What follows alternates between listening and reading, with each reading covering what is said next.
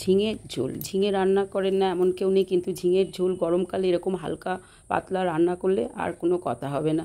এর জন্য আমি কিছুটা পোনা মাছ নিয়েছি, সেগুলো আমি তেলে এক এক করে ভেজে নিয়েছি। কিছুটা আমার ডিলিট হয়ে গেছে বন্ধুরা, বাকি যেটা আছে সেটাই দেখাচ্ছি। এখন মাছগুলো ভেজে নেব, লবণ হলুদ মাখিয়ে 10 মিনিট রেখে পুরো মাছটা ভেজে আস্তে আস্তে তুলে নেব। মাছ তো সবাই ভাজেন, কিন্তু এইভাবে ঝিঙে দিয়ে মাছের তরকারিটা একবার করে ফেলতে পারেন। যারা ঝিঙে রান্না করেন অথচ বলেন টেস্ট পাই না, ঝিঙেগুলো গোটা থাকে না, গলে যায়, মিশে যায়, তারা এইভাবে একবার রান্না করে ফেলুন আর কেমন হয়েছে জানান। মাছ ভাজাগুলো ততক্ষণে রেডি। ঝিঙেগুলো ধুয়ে কেটে পরিষ্কার করে নেওয়া, আলুগুলো বেশ বড় বড় করে কেটে নিয়েছি, ধুয়ে পরিষ্কার করে নেব। এবার ওই তেলের মধ্যেই, মাছ ভাজার তেল যেটা, তার মধ্যেই আলুগুলো ধীরে ধীরে কিছুটা যোগ করে দিয়েছি। আলুগুলো বেশ লাল লাল করে ভেজে নিলে তবেই কিন্তু ঝিঙের ঝোলের টেস্টটা বেশ 1000 গুণ বেড়ে যায়। এইভাবে আলু ভাজাগুলো রেডি করে তুলে নেব।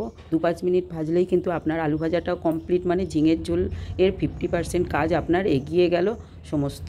আর আলুর স্মেলটাও দারুণ চলে আসে। এইবার কড়ার মধ্যে একটু সর্ষের তেল করেছি, 3 টিস্পুন মাপের জিরে ফোড়ন দিয়েছি, আর কাঁচা লঙ্কা 2-3টে একদম চিড়ে দিয়ে দিয়েছি। এবার একটা বড় সাইজের পেঁয়াজ যোগ করে দিচ্ছি মিহি করে কুচি। আপনারা ইচ্ছা করলে পেঁয়াজ ছাড়াও রেসিপিটা করতে পারেন, সেটাও দারুণ লাগে, আর পেঁয়াজ দিয়েও বেশ টেস্টটা অনেকটা বেড়ে যায়।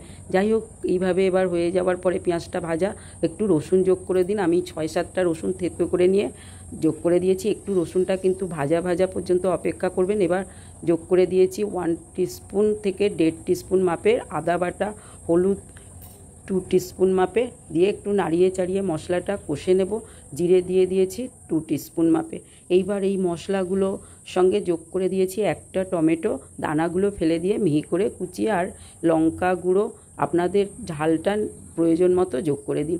সমস্ত কিছু নাড়িয়ে চাড়িয়ে একটু গলে যায় যাতে টমেটোগুলো, লবণটা দিয়ে দিন। আমি তো 1 থেকে 1.5 টিস্পুন লবণ যোগ করেছি, আর একটু মিহি করে নিয়েছি। এরপরে জলটা যোগ করে দিলাম। ব্যাস এইভাবে নাড়িয়ে চাড়িয়ে আর একটু গ্রেভিটা ঘন হওয়া পর্যন্ত অপেক্ষা করুন, আর চাপা দিয়ে করুন। দেখুন বেশ ঘন হয়ে গেছে।